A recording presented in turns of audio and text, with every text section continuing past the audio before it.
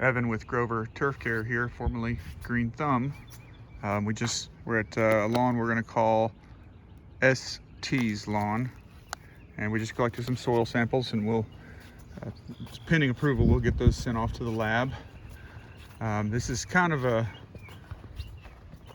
uniquely shaped yard, so we'll just start over here on the right, and then we'll go to the left. It looks like it's used to be a primarily fescue lawn, and now it's got a lot of different dicot weeds in here, and looks like there's some Bermuda in different spots, but we'll go over that as we come to it.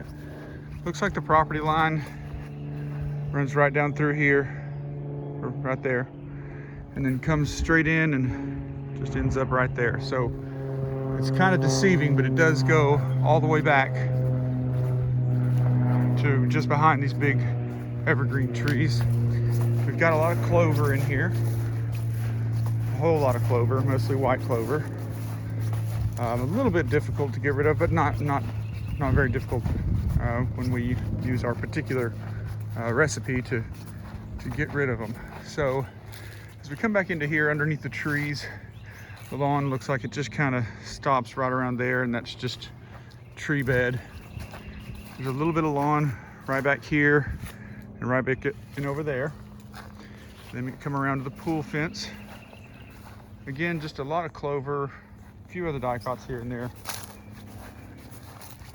A little bit of violet. I think that might be the only area of violet I've seen in the whole property, which is pretty difficult to get rid of, but again, we have a special recipe just for that. And if we can get in here before the weather gets too hot, we could probably take care of it this spring, but if we delay till summer, we'll have to wait till the fall to take care of it when the temperatures cool down. It would need some seeding, especially underneath these trees. It's very thin. You can see there's a lot of bare soil. Okay, so that was the right side. And we'll go back around to the front here. And in most of the open sunny areas, there's a pretty good stand of fescue. And I would think that this could stand. Here's a heavy Bermuda area. You can see the Bermuda has gone dormant. It's gonna come up probably within the month. But I think there's enough fescue and Bermuda here that we could stand to do a treatment now to get rid of the weeds, and we would still have enough of a stand of grass to hold the soil together and have decent ground cover. You can see this bed here. These herbaceous plants that were in the bed have crept out into the lawn, so those would need to be addressed as well.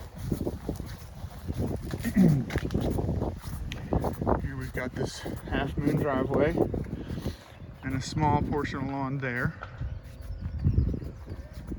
Again, more of the same, just different kinds of little weeds here and there, but primary weed would be clover.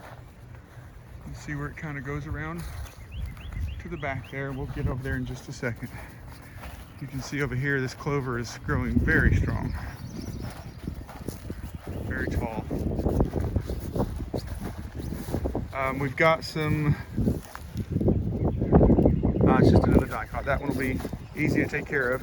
Sorry for the wind noise. It's very windy out here today. Looks like there was some digging done here and they seeded. Looks like it's probably going to be tall fescue, but you can't tell when this grass is this juvenile. Hopefully that's what they put in here. That's what we primarily use. Some more digging here. Maybe they had some fiber optic cable put in. Some more there. It does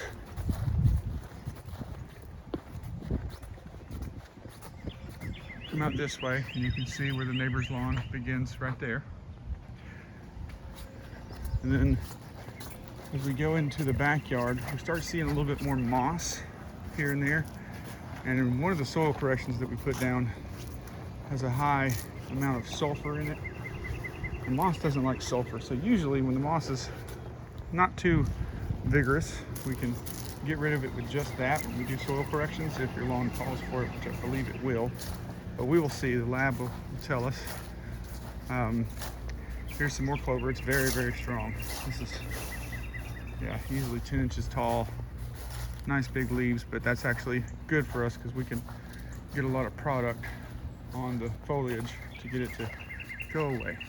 And then in the back here, it's pretty weak and pretty thin. A lot of moss again.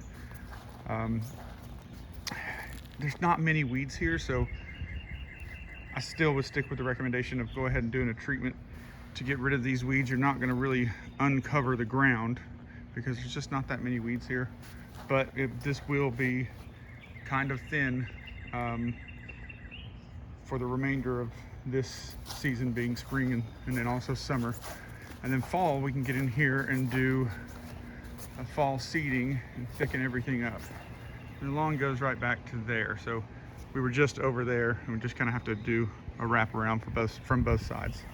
Now about that Bermuda in the front and sides, that's going to be a customer preference thing. If you're going for a showcase lawn, you want to have everything just really good looking, and one species of grass only, we would have to do an eradication because it starts right here. There's a little bit of Bermuda in here, and then it just kind of goes throughout. So if you want a showcase lawn of only one species of grass, being tall fescue, you would have to do a broad kill. You'd have to just kill everything that's here. That's the only way to get rid of the Bermuda. That would be in late summer, around August. And then come back through in September or October and seed everything. This is a pretty dramatic step, but it does result in a beautiful one species lawn. Now, if the customer's preference is not that, they don't need it to be perfect or, you know, as close to perfect as you can get.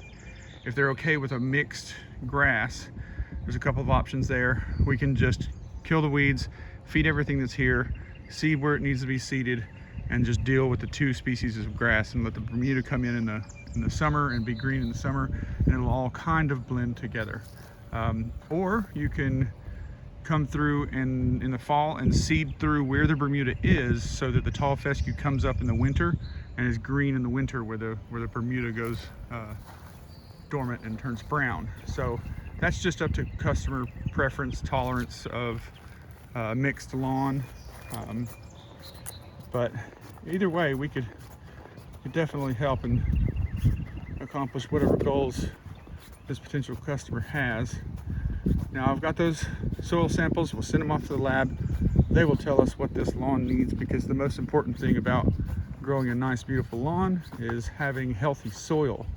And that's what our soil test will tell us what we need to do, and we will do it. All right, well, it's Evan with Grover Turf Care, formerly Green Thumb, signing out.